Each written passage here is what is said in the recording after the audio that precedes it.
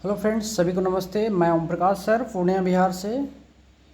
तो चलिए आज हम लोग पढ़ेंगे बिहार पुलिस का मैथ, जो बेसिक लेवल से पहले मैंने स्टार्ट किया है, और 20 क्वेश्चंस डेली मैं आप लोग को कराऊंगा। ठीक है, तो चलिए पहला क्वेश्चंस यहाँ पे है इकाई अंक से संबंधित। ठीक है, इसको हम लोग कैसे निकालेंगे, तो सॉल्व करते हैं हम लोग। ठीक है, यहाँ देखिए 4 है, तो 4 का रूल क्या होता है, तो यदि किसी संख्या की इकाई अंक पे पावर क्या हो, सॉरी इकाई अंक पे 4 देगा तो पावर को देखना सम है कि विषम। ठीक है, तो यहाँ पावर है विषम, तो 4 पे पावर हो जाएगा 1 गुना 5 रहता है तो चेंज होता ही नहीं है, और 1 रहता है तो नो चेंज होता है। ठीक है, अगर आप गुना करेंगे तो हो जाएगा 20, अर्थात ये सभी नंबर को जब आपस में आप गुना करेंगे तो आपका जो इकाई अंक होगा वो आंसर क्या हो जाएगा, 0 हो जाएगा। तो इसका इकाई अंक क्या हो गया, 0। ठीक है, याद रहेगा।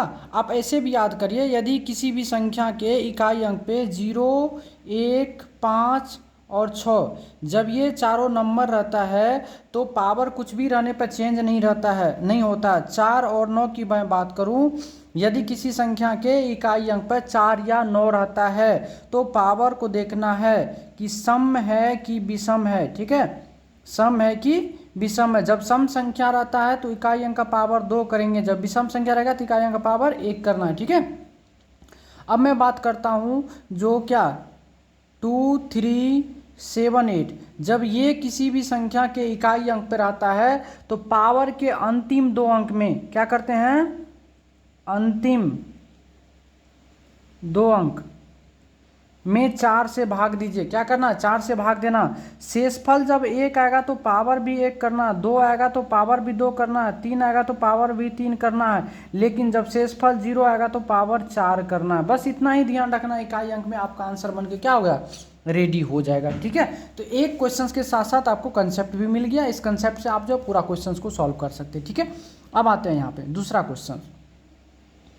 दूसरा क्वेश्चन क्या कर रहा है आपको, जो 9 तथा 3 के स्थानीय मान। स्थानीय मान क्या होता है, तो किसी भी संख्या का अगर आपको किसी भी अंक का अगर आपको स्थानीय मान ज्ञात करनी हो तो उस अंक को लिख लीजिए। तो देखिए इसमें क्या है, 9 है तो 9 को लिखें, उसके आगे कितने नंबर है, जितने भी नंबर है सभी को शून्य में बदल दीजिए। देखिए 1, 2, 3 है तो 3 0 लगा दीजिए। ठीक है, अब यहाँ 3 के बारे में करा था, 3 के आगे कितने नंबर, 1 अंक, 1 नंबर, 1 0। अब इसका क्या करा, अंतर। अंतर मतलब क्या होता है, घटाओ। अब इसको अगर आप घटाएंगे, ये हो जाएगा 0, ये हो जाएगा कितना 7, ये हो जाएगा 9, इधर हो जाएगा 8, मतलब 8970। ये आपका क्या आंसर हो गया। ठीक है, एक एग्जाम्पल मैं और ले लेता हूँ, जैसे 6, 9, 3, 4, 5। इसमें अगर 5 का कहेगा तो 5 ही रहेगा। अगर 4 की मैं बात करूँ तो 4 पे 1 0 हो जाएगा। अगर मैं 3 की बात करूँ तो 3 का आगे 2 0 हो जाएगा। अगर मैं 9 की बात करूँ यहाँ से तो 9 का आगे 3 0 हो जाएगा। तो जिस भी नंबर का निकालना हो उसके आगे सभी के अंक को क्या करना, 0 में बदल देना। ठीक है, अब अगला क्वेश्चन देखिए। अब आगे आपका क्वेश्चन ये है। ठीक है, आपको एक चीज़ पता होना चाहिए, क्या, जो a पर पावर n प्लस b पर पावर n, और n जब रहता है क्या, ऑड नंबर।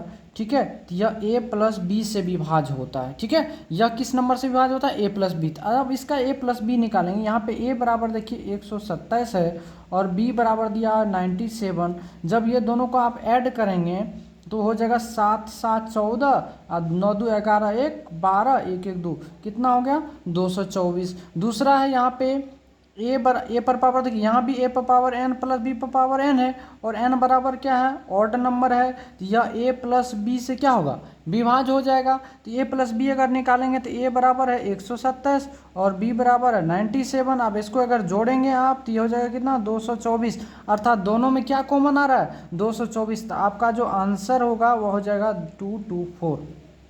ठीक है, चलिए अब यहाँ बात अगला क्वेश्चन पे आते हैं। तो अगला क्वेश्चन बहुत ही बढ़िया है। देखिए कह रहा है जो 25 पे पावर 25 बटे कितना 26।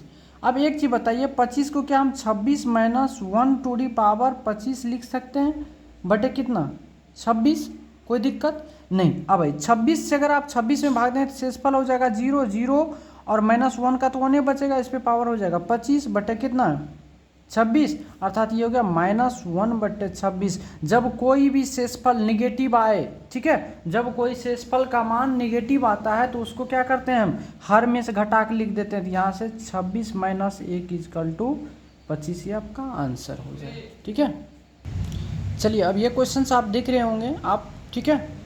क्वेश्चंस क्या है यहाँ पे, यदि इतना इतना को पूर्णतः 9 से विभक्त किया जाता है तो स्टार के स्थान पर कौन सा अंक आएगा। मतलब यह जो 9 से क्या है पूर्णतः विभक्त है, यानी 671*483, ये जो है क्या है 9 से पूर्णतः विभक्त है। अब 9 से विभाज्यता का नियम आपको क्या कहता है, जो सभी अंकों का योग क्या हो 9 से पूर्णतः क्या हो विभाज्य हो। अंक गिनिए यहाँ से क्या है 6 + 7 + 1, तो यहाँ लिखेंगे 6 + 7 + 1 + 4 + 8 + 3।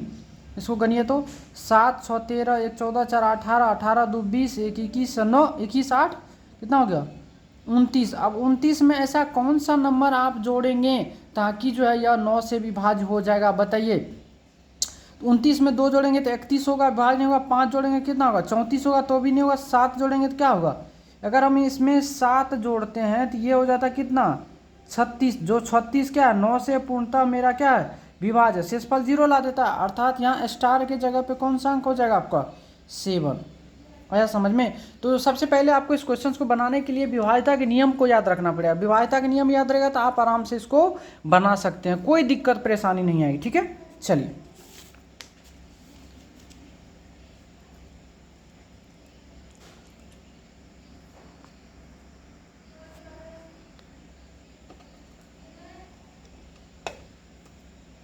देखिएगा यहाँ क्वेश्चंस क्या है, करा 3 संख्याएं ए बी 1:2:3 के अनुपात में है तथा इनका महत्तम समावर्तक कितना है 12 है, तो संख्या निकाले। सबसे पहले यहाँ रेशियो लिखेंगे। रेशियो क्या दिया हुआ है 1:2:3, ठीक है। और मौसा बराबर आपको दिया हुआ कितना 12। तो जो संख्या जो निकलेगा, संख्या का जो अनुपात होगा ये सभी से इसमें क्या करना गुना कर देना सभी में। तो 12 × 1 कितना हो गया 12, अनुपात 12 × 2 कितना हो गया 24, अंटू 12 कितना हुआ 36। ये आपका क्या हो गया नंबर हो गया, यही आंसर है। अर्थात जो संख्या होती है वह जो है मौसा और इसका अनुपात का क्या हो जाता है गुणनफल हो जाता है। ठीक है, चलिए अब अगला क्वेश्चन देख रहे हैं हम। अगला क्वेश्चन आपको करा किसी संख्या के 3/4 और 4/7 का अंतर 100, तो वह संख्या ज्ञात करिए। बहुत ही आसान क्वेश्चन है। करा 3/4 - 4/7, ये दोनों का आप अंतर जब निकालेंगे तो 7 या कितना हो गया 21, माइनस 4 चौके कितना हो गया 16/7 चौके कितना हो गया 28। ठीक है, अब देखिए तो यहाँ कितना हो गया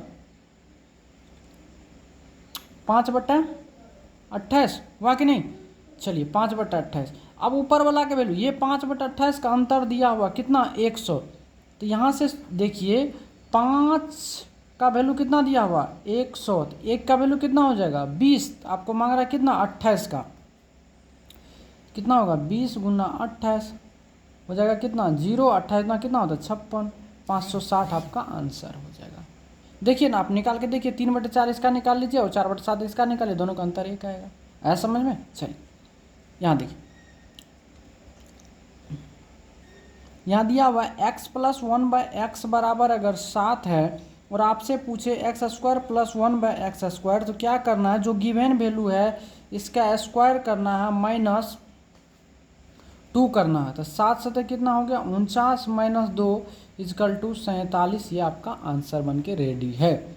इसका फॉर्मूला होता है a + 1/a = गिवन, तो a² + 1/a² बराबर हो जाता है गिवन स्क्वायर -2, ये फॉर्मूला होता है। ठीक है, ये यहाँ पे देखिए अगला क्वेश्चन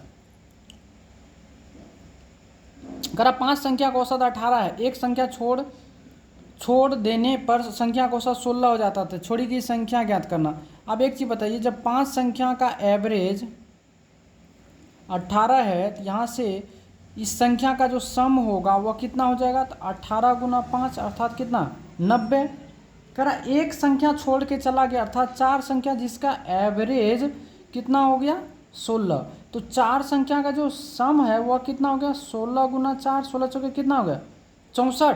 तो 5 संख्या का योगफल 90 है और 4 संख्या का योगफल कितना है 64 है। तो क्या छोड़ी गई संख्या नहीं निकलेगा, तो छोड़ी गई संख्या बराबर 90 माइनस 64, 64 छः 76, 20 90 अर्थात 24, ये आपका आंसर हो गया। ठीक है, चलिए यहाँ तक में कोई दिक्कत नहीं होनी चाहिए। अब आते हैं,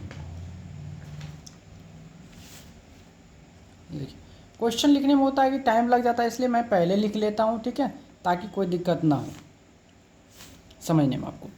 कह यदि ए की आय बी की आय से 25% अधिक हो तो बी की आय ए की आय से कितना परसेंट कम है। ये जब आप परसेंटेज में पढ़ेंगे तो 25% का मतलब क्या होता है 1/4, और 1/4 से कोई वैल्यू बढ़ रहा है घटेगा कितना 1/5 से, और 1/5 को अगर आप प्रतिशत में बदलेंगे तो कितना हो जाएगा 20%। ये आपका आंसर हो गया। ठीक है, इसका मैं डिटेल्स वीडियो में बना के डालूंगा। ठीक है, अगला क्वेश्चन देखेंगे। कह रहा यदि चीनी के मूल्य में 20% की वृद्धि हो जाए तो एक गृहिणी को इसके खपत में कितने % कम करनी चाहिए ताकि खर्च ना बढ़े। सॉल्यूशन करते हैं। ठीक है, बहुत ही प्यारा क्वेश्चन है। 20% का मतलब कितना 1/5 होता है, 1/5 से कोई वैल्यू बढ़ रहा है घटेगा कितना 1/6 से, और प्रतिशत में कितना हो जाएगा जब इसको आप काटेंगे तो ये 50 कितना होगा 3 होगा, मतलब अर्थात 16.2/3% की क्या करना पड़ेगा इसको कम ही करना पड़ेगा। ठीक है, अगला क्वेश्चन है ये, मतलब 10 सेकेंड में आप क्वेश्चन को आराम से सॉल्व कर सकते हैं। यदि 15 वस्तु का क्रय मूल्य, चलिए सॉल्व करते हैं। क्या करा 15 वस्तु का क्रय मूल्य 12 वस्तु के विक्रय मूल्य के बराबर, अर्थात 15 वस्तु का जो सीपी है वह 12 वस्तु के एसपी के बराबर है। क्या सीपी बटे एसपी मैं कर लूँ यहाँ से, तो 12 बटे कितना हो जाएगा 15। अब एक चीज़ बताइए,